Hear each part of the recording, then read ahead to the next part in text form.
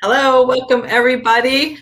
Happy April 12th and welcome to our HR Huddle. Today we are going to talk about, I think, reopening. Jen and I were discussing what should we be discussing with our HR professionals and other leaders that jump in and join with us.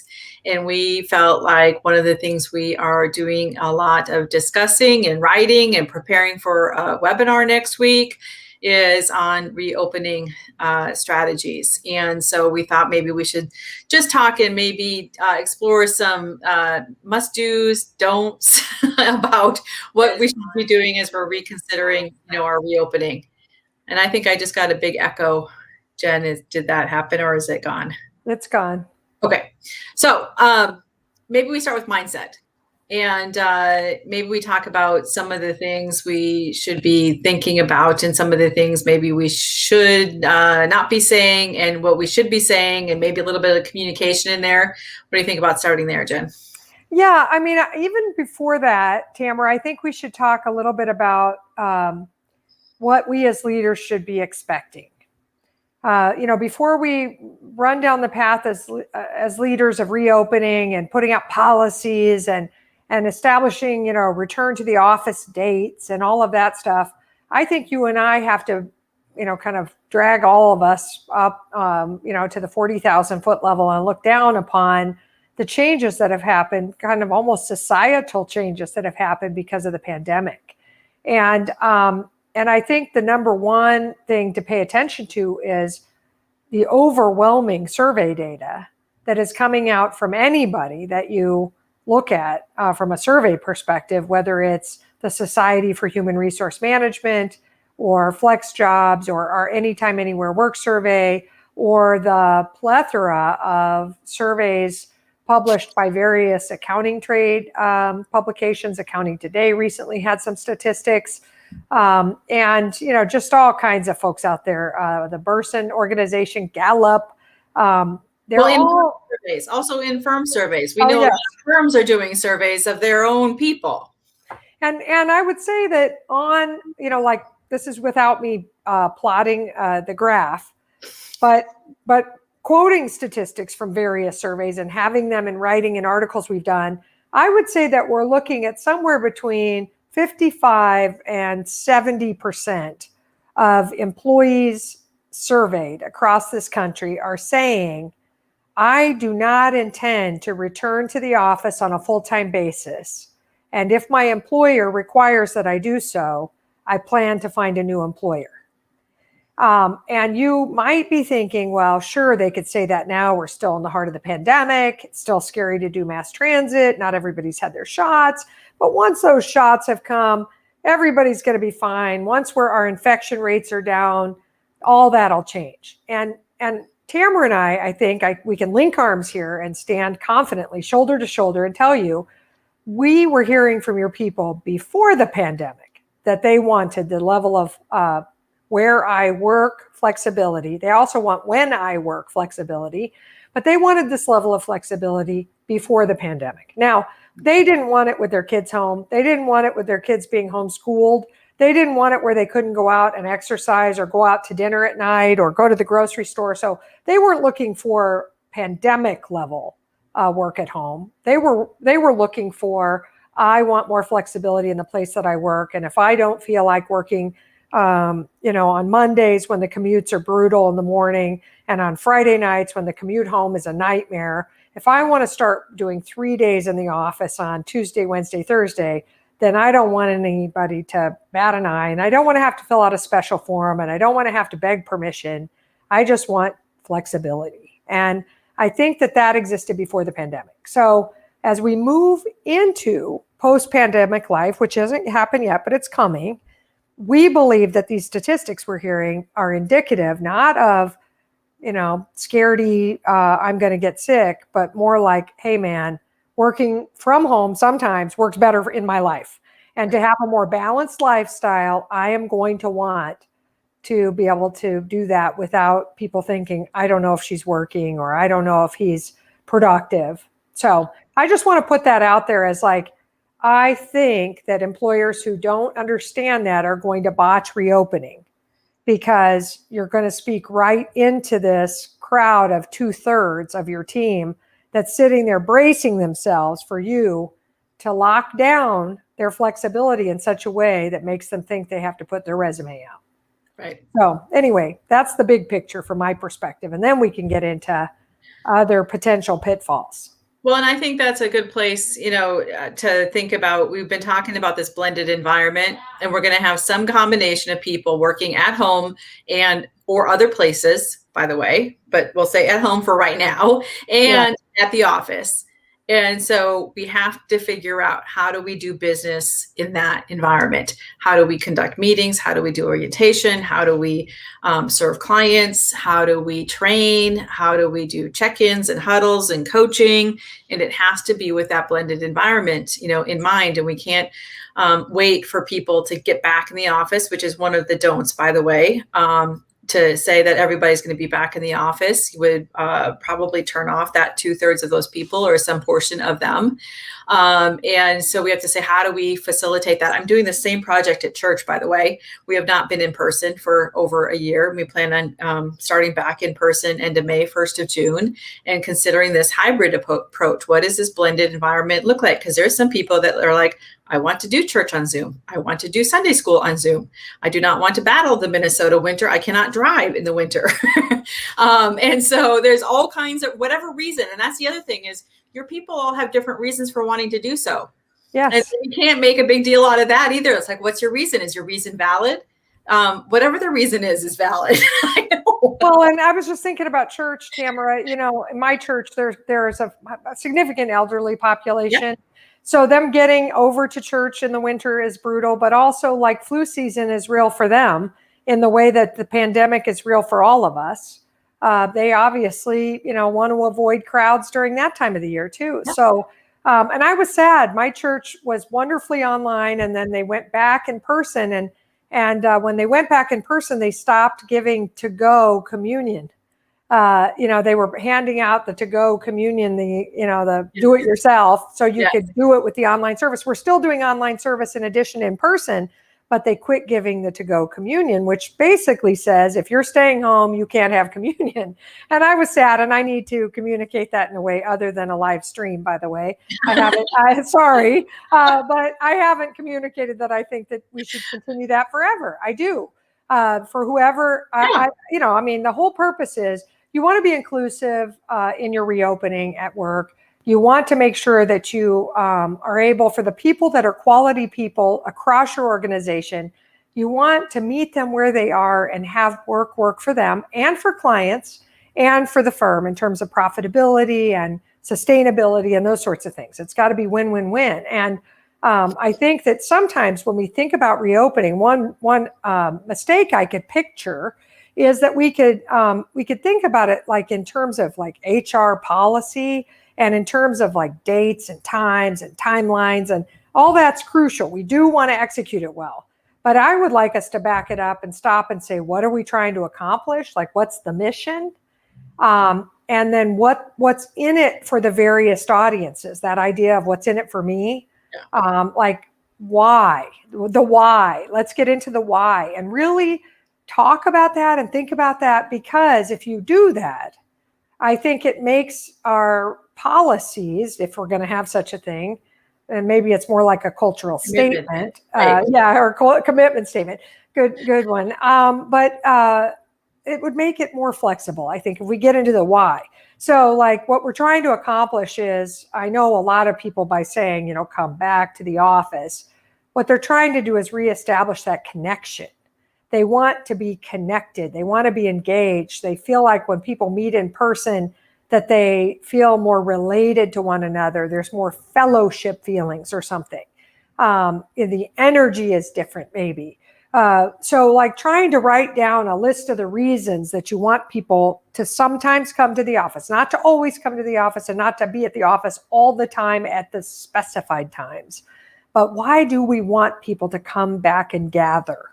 And then, so I think that's really important that we get in touch with that why, so that it's not like, so I can see that they're working. If we write stuff like that down, then we have a trust problem. I don't know, something has changed, and I'm so glad that employers who are parental, untrusting, no, I don't know, sort of dictatorial, those employers are not ideal any longer. Most of us feel like, I don't think I need to work for that kind of an employer anymore. There's a lot of really cool employers now. Why would I go to work for a selfish employer or one that didn't trust me? So when your guys are in your leadership team is in there writing down the whys, if they sound like a lot of sort of negative culture whys, we got to work on that.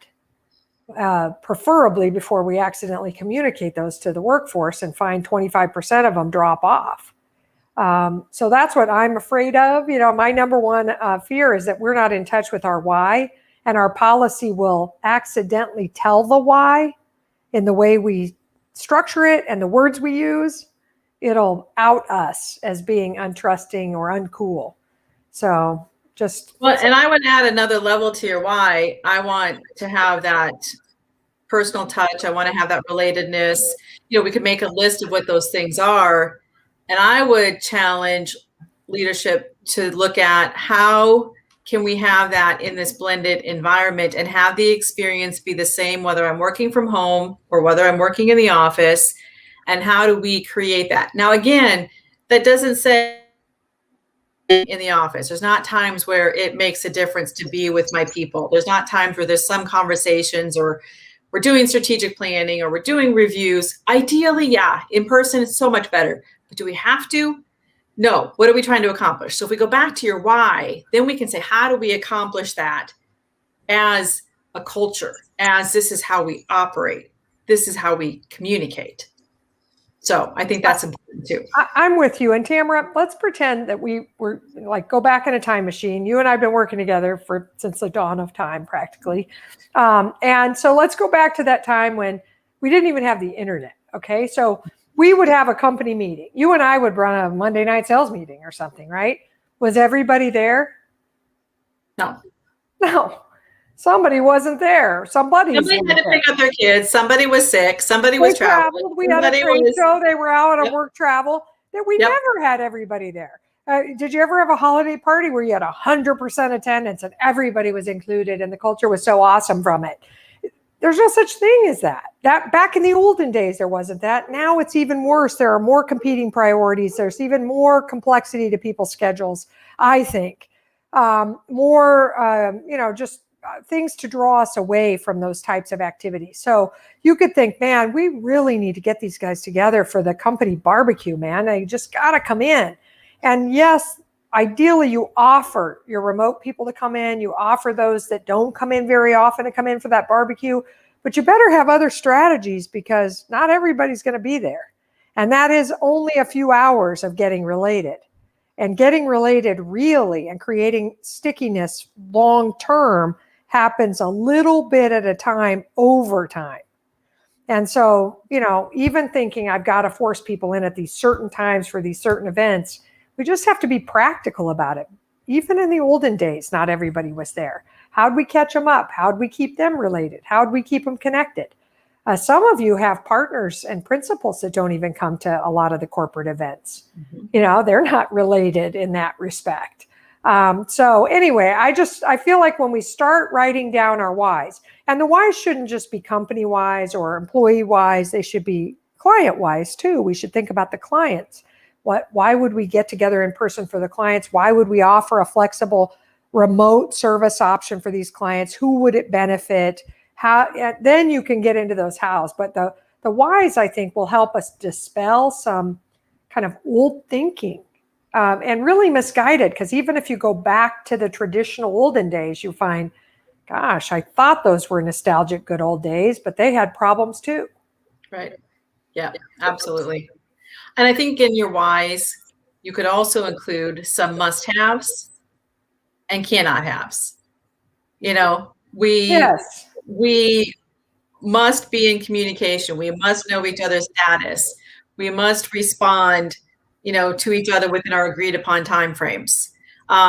We, cannot have different technology at home than at work, or a different experience. We cannot have, clients, left wondering. We Cannot have unsafe internet. Yes. We cannot have people feeling at risk, like they're going to get sick. So that means that even though Bob, who runs the tax department, likes to have an in-person meeting to talk about potential engagements, he wants the pipeline meeting in person in a small room, like a bullpen of some kind, with 8 of us sitting around brainstorming. If 2 of us would, we'd poke our own eye out before we go in that little room and sit, even with masks. We just wouldn't do it. Then we can't hold it that way. So that's a can't have. Can't have people feeling unsafe, like we're putting them at risk. Because if people feel that way, and I know this because I have felt unsafe. I was at a basketball game watching my nephew the other night in a place with a mask mandate in this city that I was in. And a bunch of people on the bleachers and stuff did not have masks on, and nobody was policing it. So what did I do? I went and stood all by myself as far away as I could, where I could still see the game but wasn't near any person. And I stood for 90 minutes or whatever the game took. And I didn't care because it made me feel safer. But until then, while I was trying to figure it out, I wasn't paying attention to the game. I was thinking about my safety. And so if you have people coming into your office and they don't feel safe, they're not going to be more productive. They're going to be less productive because they're scared and they're resentful because they think you're the one putting them at that risk. Right. And again, each person's, situation is different. I think another must-have is, client experience, client satisfaction. Another one is profitability. And sometimes I think that's what we're worried about when we start making all these rules. It's because of those, instead of saying this is what we have to commit to. And then we can get to the how, like you said. But I think that's part, of what we're trying to accomplish. And then we can get to how do we do that? And what does that look like? So making those lists, I think, is really important. So your why, your must-haves, cannot haves, and then we get into the how and we can start to define that. Yeah. And I think in a future session, we could talk about phrases and things to say and some of the reopening, cultural commitment statements that we would suggest. But one thing, there are a couple I think you and I can rattle off fast of like don'ts in case anybody's about to whip a policy out. One is do not use the phrase at any time for any reason, come back to work. We want you to get back to work, or we're going to reopen and get back to work. Come back to work. Because most people feel like, man, I've been working. Like they feel like ditch diggers or something with the amount of work they've been doing and the pressure of that work in this weird environment.